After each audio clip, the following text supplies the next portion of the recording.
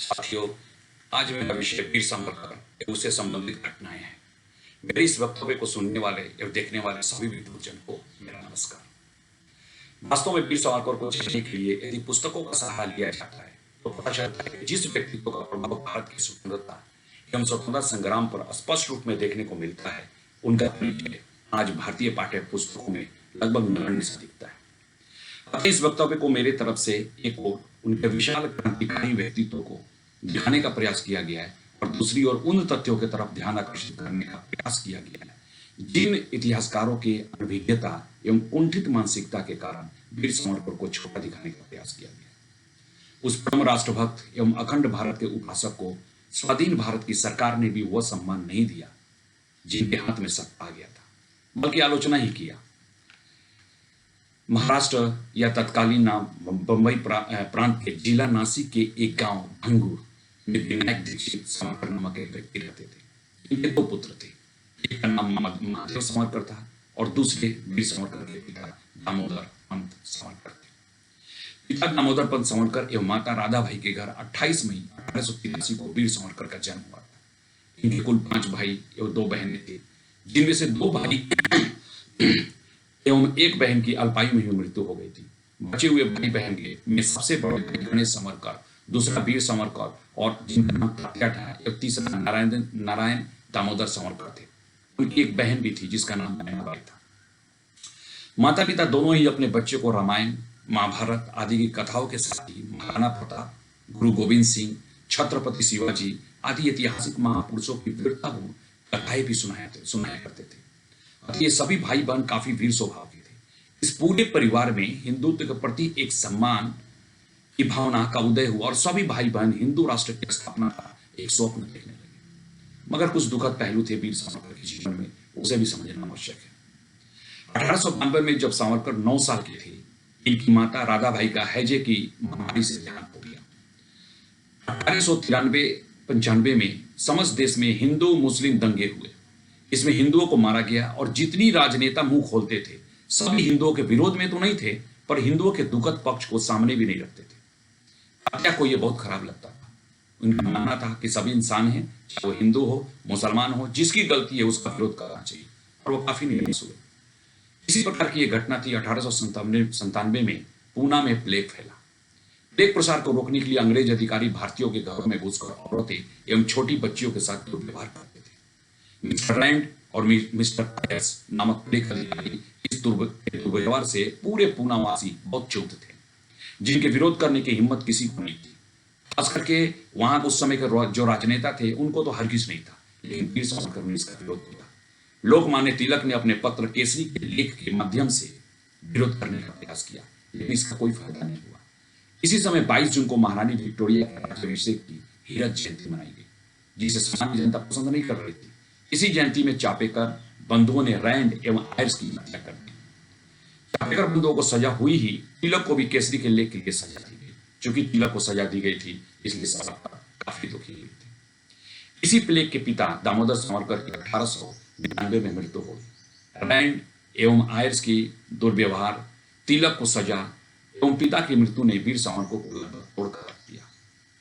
1894 में चापेकर बंधुओं में, जिसमें दामोदर चापेकर, बालकृष्ण चापेकर एवं वासुदेव चापेकर थे, ने हिंदू धर्म संरक्षणी सभा की स्थापना की थी। इसका मुख्य उद्देश्य क्रांतिकारी गतिविधियों को चलाना था, लेकिन प्लेग ऑफिसर रैंड एवं आयर्स की हत्या के बाद उन्हें फांसी दे दी गई। इससे उनका संगठन हिंदू धर्म संरक्षणी सभा तितर-बितर हो गया। इसी को देखते हुए वीर सावरकर ने कुछ मित्रों को मिलाकर देशभक्तों का दल बनाया, जिसका 1 वर्ष बाद उसका नाम मित्र मेला हो गया। भारत की संस्कृति विश्व की सबसे प्राचीन संस्कृति थी। मित्र मेला के माध्यम से इस संस्कृति को जीवित रखने के लिए सावरकर शिवाजी उत्सव एवं गणेश महोत्सव आदि कार्यक्रम का आयोजन करने लगे थे। यह मित्र मेला संगठन युवकों को सशस्त्र क्रांति की शिक्षा देता था। अनेक युवक इसके सदस्य बन गए थे।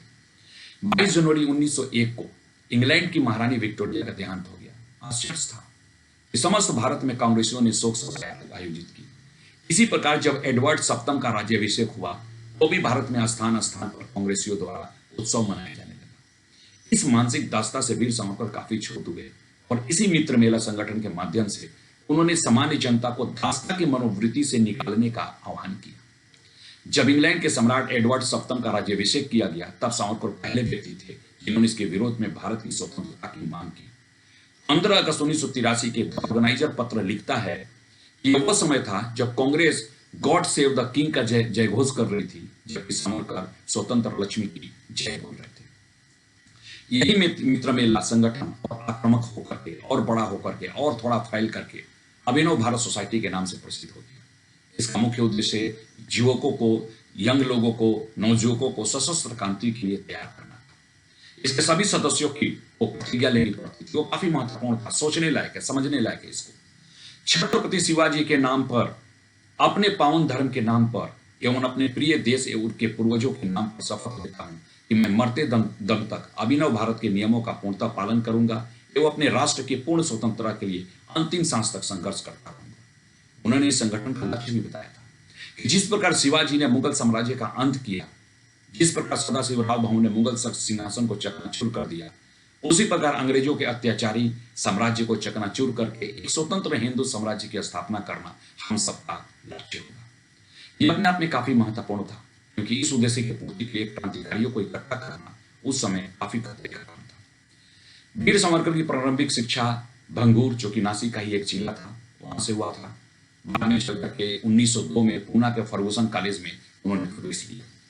इस कॉलेज में प्रवेश लेने के बाद वो कविता, लेख एवं व्याख्यान के माध्यम से काफी लोगों तक वो अपनी पहुंच बना ली। वो जानते थे, लोग जानते थे कि इनकी क्रांतिकारी जो विचारधारा है वो इस देश के लिए सख्त हो सकता है। इटली के इतिहास, राणा प्रताप, गुरु गोविंद सिंह, शिवाजी के तथा इतिहास में अन्य विषयों पर वो व्याख्यान देते रहते थे। उनके कॉलेज के प्राचार्य भी उनके व्याख्यान को सुनते थे और काफी आश्चर्यचकित थे। सावरकर के हॉस्टल का कमरा छात्रों से भरा रहता था। यहाँ क्रांतिकारी बातें होती थी, देश को कैसे आजाद करवाया जाए इस पर बात होती थी। भारत माता के दुश्मन कौन है, अंग्रेज भारतीय या मुसलमान, इसको बताने और समझने का प्रयास किया जाता था। इसलिए यह कमरा सावरकर कैंप कहलाता था। पूना का डेक्कन कॉलेज भी उनका बहुत बड़ा फैन था। ये पूना के डेक्कन कॉलेज में नहीं पढ़ते थे। वहां के छात्रावास के छात्र सावरकर के व्याख्यान के बहुत कायल थे, उनसे मिलते रहते थे और ऐसा लगता ही नहीं था कि ये पूना के डेक्कन कॉलेज के छात्र हैं या पूना के डेक्कन कॉलेज में पढ़ते हैं या ये फर्गुसन कॉलेज में पढ़ते हैं। इन्हीं व्याख्यान के माध्यम से प्रभावित होने वाले एक विद्वान थे काल के संपादक। इन्हीं के संपर्क में सावरकर आए और फिर उनके माध्यम से लोकमान्य तिलक के संपर्क में। जिस प्रकार सावरकर बाल गंगाधर तिलक के कार्यों एवं देशभक्ति से बहुत प्रभावित थे, उसी प्रकार तिलक भी सावरकर के देशभक्ति और हिंदुत्व के विचारधारा के बहुत बड़े प्रशंसक थे। कठिन समय में तिलक की प्रेरणा सावरकर में साहस का संचार करता था। सावरकर की कविता में देश प्रेम की जो भावना होती थी वो काफी प्रशंसनीय था। वैसे कई कविता उन्होंने लिखा था। 1984 में भी उन्होंने एक कविता लिखा जो प्रकाशित भी हुआ, जिसे पढ़कर बाल गंगाधर तिलक और गोविंद महादेव रानडे ने अपनी शुभकामनाएं वीर सावरकर को दी थी। नासिक के एक पत्र नासिक वैभव में सावरकर ने हिंदुत्व गौरव नाम के एक लेख लिखे थे, जिसने भी सावरकर को काफी प्रशंसा दिया था। धनंजय कीर द्वारा लिखित एक पुस्तक थी, सावरकर एंड हिज टाइम्स। पृष्ठ 20 पर लिखते हैं कि सावरकर के द्वारा 7 अक्टूबर 1905 को दशहरे के दिन विदेशी वस्त्रों की होली जलाई गई, जो देश में चलने वाले बहिष्कार एवं स्वदेशी आंदोलन से पहले की घटना था। इसके बाद पूरे भारत में 1905-06 में विदेशी वस्त्रों का बहिष्कार एवं स्वदेशी का प्रचार प्रसार चल पड़ा था। गांधी जी ने दक्षिण भारत में रहते हुए विदेशी वस्त्रों को चलाने की कटु आलोचना की थी। वैसे बाद में वो मान गए थे और उन्होंने भी ये स्वदेशी और बहिष्कार करना लगाया था। 22 अगस्त 1906 को पहली बार पूना में सार्वजनिक रूप से विदेशी वस्त्रों को जलाकर होली मनाई गई, जिसमें एक बड़े जनसमूह के साथ साथ लोकमान्य बाल गंगाधर तिलक भी मौजूद थे। इस कार्यक्रम की सफलता पर सावरकर काफी खुश थे और बदले में अंग्रेजी मानसिकता वाले फर्गुसन कॉलेज के प्रिंसिपल ने उन्हें कॉलेज से निकाल दिया। एक साथ में ही 10 रुपए का दंड भी लगा दिया, जो उस समय काफी महत्वपूर्ण और काफी पैसे थे। अतः उन्हें बीए की पढ़ाई रोकनी पड़ी। एक मौका के तहत उन्हें बंबई विश्वविद्यालय से अपने बीए की परीक्षा उत्तीर्ण कर ली।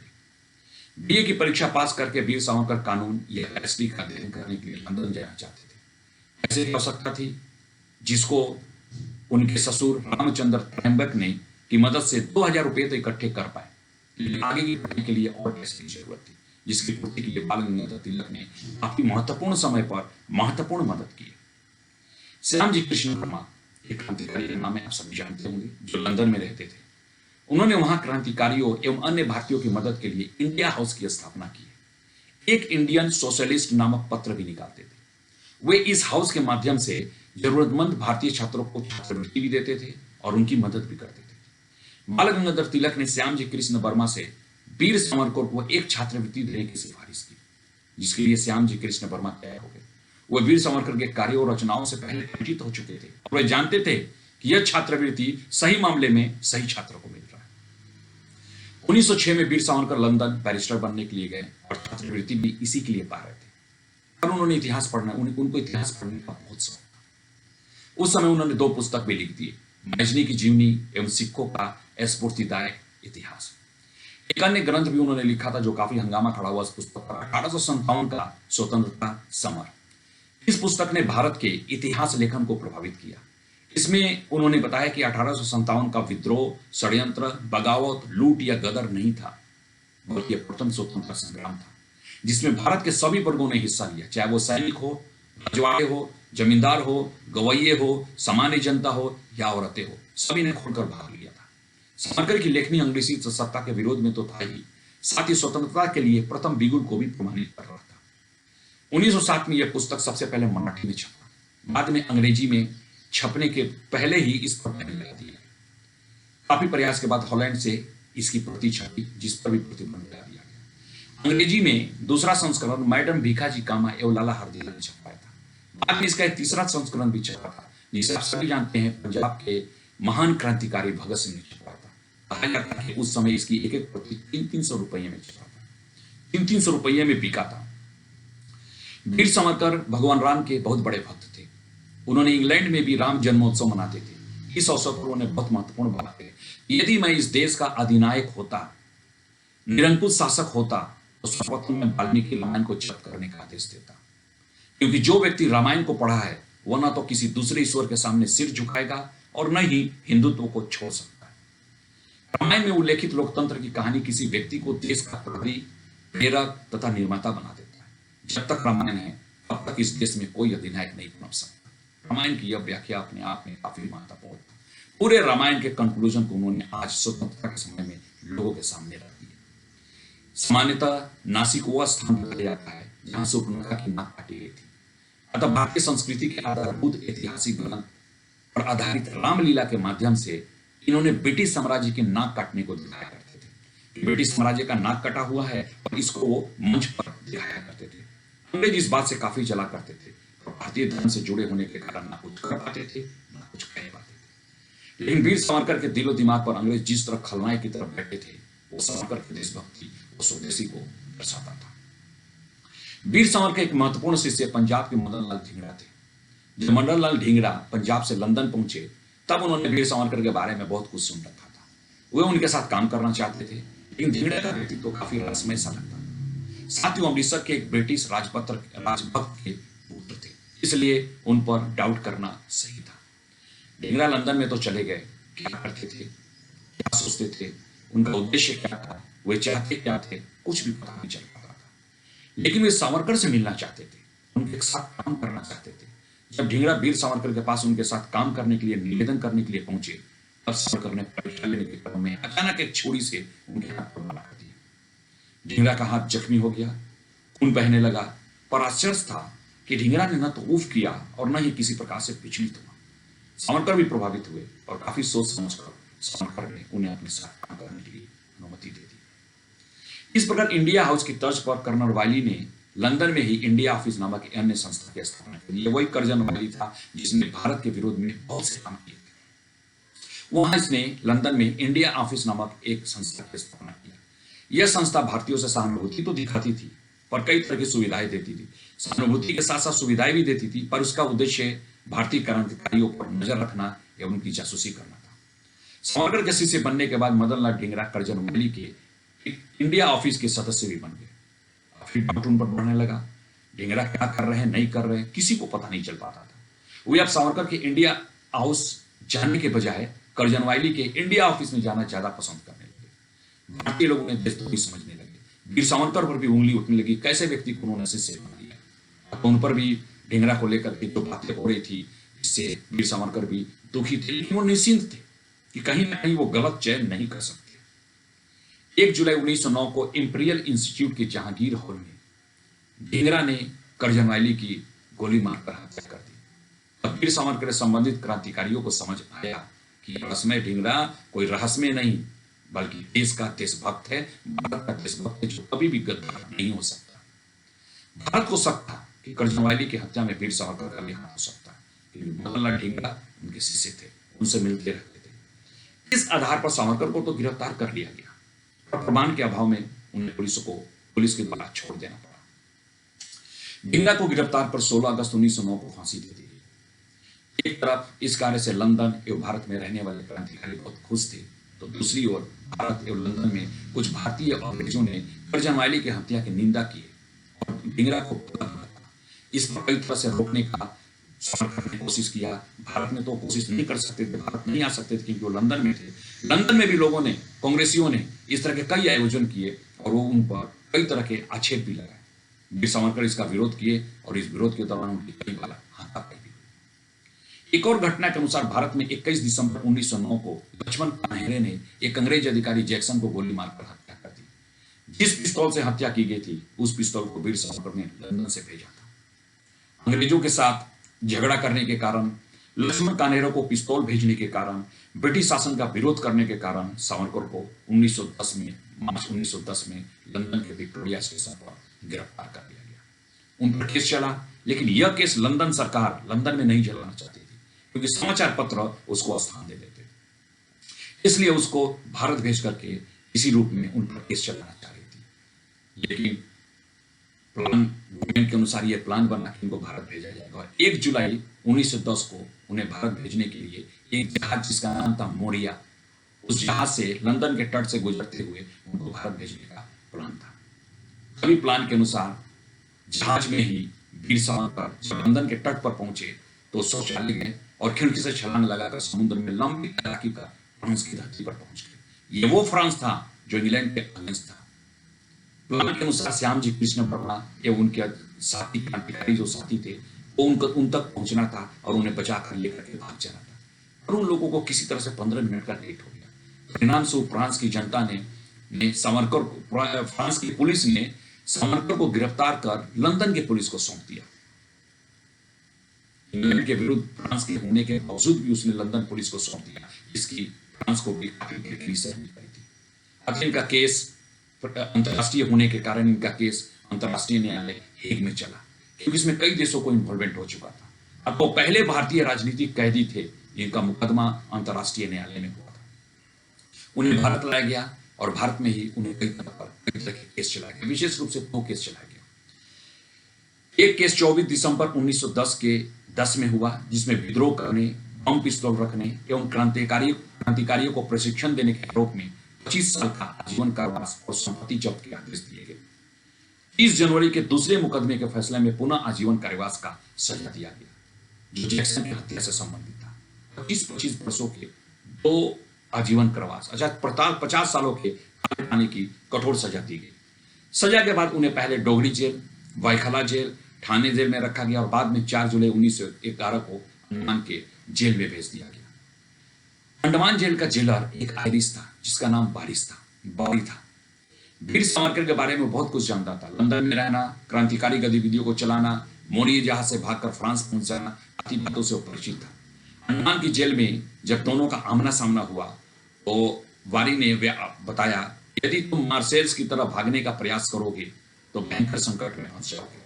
एक तरफ समुद्र है तो दूसरी ओर जंगल है जिसमें रहने वाले जंगली लोग एवं जानवर तुम्हें पकड़ की तरफ चला चलेंगे। सावरकर भी हंसकर बोले, मैं अपने नए निवास स्थान में आने से पहले यहाँ के इतिहास एवं भूगोल का गहरा अध्ययन कर लिया, अब मैं इस क्षेत्र की आपसे ज्यादा अच्छी जानकारी रखता हूँ। यह सुनकर बात तिलमिला गया। खैर, अंडमान की 7वीं बैरक की 123 कोठरी में जहां हत्या डकैती से संबंधित अपराधियों को रखा जाता था, उनके साथ सावरकर को भी रखा गया। उसे वीर सावरकर राजनीतिक अपराधी एवं स्नातक थे और इसके बावजूद उनके कार्ड पर एक कपड़े पर डी अर्थात डेंजरस सेरिन के अपराधी लिख दिया गया। वे पहले स्नातक थे जिन्हें जेल की सभी सुविधाओं से वंचित कर दिया गया। जेल में सावरकर पर काफी अत्याचार किया गया। उसे अत्याचार सभी कैदियों पर किया जाता था। 3 कटोरे पानी से ही नहाने की व्यवस्था थी, और वो भी सिर्फ वर्षा के दिनों में। सभी कैदियों को नारियल से रेशा कूट कर तेल निकालने का काम दिया जाता था। कोल्हू से रोज 5 लीटर तेल निकाला जाता था, जो कि असंभव था, निकालना होता था। कोल्हू में जूते जूते ही खाना खाना पड़ता था। कम तेल निकालने पर पशुओं की तरफ पीटा जाता था। बात करने तक की मनाही थी। 102 डिग्री से कम बुखार को बुखार नहीं समझा जाता था। सर दर्द, पेट दर्द और न दिखने वाली बीमारी की तो कोई गिनती ही नहीं थी। कमरे भी मल मूत्र त्याग करना होता था, और इस जहरीली काल कोठरी में पुस्तक पढ़ना सख्त मना था। समाचार पत्र तो दूर की चीज थी, हिंदुस्तान या भारत शब्द भी पढ़ने को नहीं मिलता था। वहां का डॉक्टर भारतीय था, जिसे कैदियों से बात करने की सख्त मनाही थी। जेल की सजा कितनी भयानक होती थी, इससे पता चलता है कि इसी जेल में वीर सावरकर के बड़े भाई गणेश सावरकर भी बरसों तक सजा काटते रहे, और दोनों भाइयों की कभी मुलाकात नहीं हो सकी थी। एक बार अचानक तेल पेरा हुआ तेल को लेकर के वीर सावरकर जमा करने के लिए जा रहे थे। तभी रास्ते में ही गणेश सावरकर उनके भाई अपने भाई से उनका आमना सामना हुआ, लेकिन दोनों भाई की कोई बात नहीं हो सकी। दोनों को ले जाकर के पुनः काल कोठरी में डाल दिया गया। कांग्रेस के कोगिनाडा कांग्रेस अधिवेशन के अध्यक्ष मौलाना मोहम्मद अली ने अपने अध्यक्षीय भाषण में कहा कि हरिजनों को हिंदुओं एवं मुसलमानों की तरफ से आधा आधा बांट लेना चाहिए। यह विचारधारा मुस्लिम लीग के नेता आला खां पहले भी करते रहे थे। दुखद पहलू यह था कि इस प्रस्ताव पर गांधी जी भी विरोध नहीं कर रहे थे। वीर सावरकर ने तीव्र प्रतिक्रिया व्यक्त करते हुए कहा कि कांग्रेसी हिंदुओं की सहायता से 7 करोड़ अछूत भाइयों को खा जाने की इच्छा रखने वाले मोहम्मद अली तथा भोलेपन के कारण उनकी सहायता करने वाले महात्मा गांधी हिंदू समाज के मित्र नहीं हो सकते। 1924 में कांग्रेस के प्रसिद्ध नेता मौलाना मोहम्मद अली ने वीर सावरकर से भेंट की। उन्होंने सावरकर की देशभक्ति, त्याग भावना और कंठ की काफी प्रशंसा की, किंतु सुद्दी आंदोलन का विरोध किया। इस पर सावरकर ने स्पष्ट रूप में कहा कि पहले मुल्ला मौलवियों या हिंदुओं को मुसलमान बनना रोका जाए, इसके बाद ही सुद्दी आंदोलन बंद होगा। मोहम्मद अली ने कहा, यदि मुसलमानों के ये सुझाव आपके द्वारा न माने गए तो उनके विश्व में अनेक देश है, वो कहीं भी जा सकते। वीर सावरकर क्रोधित हुए और इतनी छोटी बात सुनकर के शर्म भी आया। उन्होंने कहा कि आप पूर्णतया स्वतंत्र हैं। फ्रंटियर मेल प्रतिदिन भारत से बाहर जा रहा है, आप प्रतीक्षा क्यों कर रहे हैं? बोरिया भी स्थिर बांधिए और आप जा सकते हैं। गांधी जी भी मार्च 1927 में रत्नागिरी के स्थान पर उनसे मिलने गए। उन्होंने भी वही छोटी और ओछी बात कही कि आप सुद्दी आंदोलन को बंद कीजिए। सावरकर ने कहा कि मुसलमानों ने भारत में एक हाथ में कुरान और एक हाथ में तलवार लेकर जबरन हिंदुओं का धर्म परिवर्तन किया है। मैं तो सिर्फ उन्हें अपने धर्म में ला रहा हूं। मैंने तो मुसलमानों को इस धर्म में तो नहीं लाया, फिर आप क्यों परेशान हो रहे? वीर सावरकर को रत्नागिरी में स्थान बंद कर दिया गया था, अर्थात वे रत्नागिरी छोड़कर कहीं नहीं जा सकते। पहले वो 5 वर्षों के लिए किया गया, बाद में इसकी अवधि बढ़ाकर अनिश्चित काल के लिए कर दिया गया। वीर सावरकर महान क्रांतिकारी भगत सिंह की प्रेरणा स्रोत थे, जिसने जेल में उनकी पुस्तक हिंदू पद पदशाही पढ़ी थी। 1928 में भगत सिंह वीर सावरकर से मिले थे। इसी समय भगत सिंह ने वीर सावरकर से 1857 के स्वतंत्रता संग्राम पुस्तक को पुनः प्रकाशित करने की अनुमति मांगे और उसे प्रकाशित भी करवाया। सावरकर सुभाष चंद्र बोस के भी प्रेरक थे, जिनसे उनकी पहली भेंट 1940 में हुई थी। सावरकर ने उन्हें विदेशों में जाकर अंग्रेजों से संघर्ष करने की प्रेरणा दी। प्रसिद्ध विद्वान आशुतोष मुखर्जी के सुपुत्र डॉक्टर श्यामा प्रसाद मुखर्जी के भी प्रेरक थे। जब सावरकर के बंगाल आने पर उनकी भावभीनी भेंट हुई।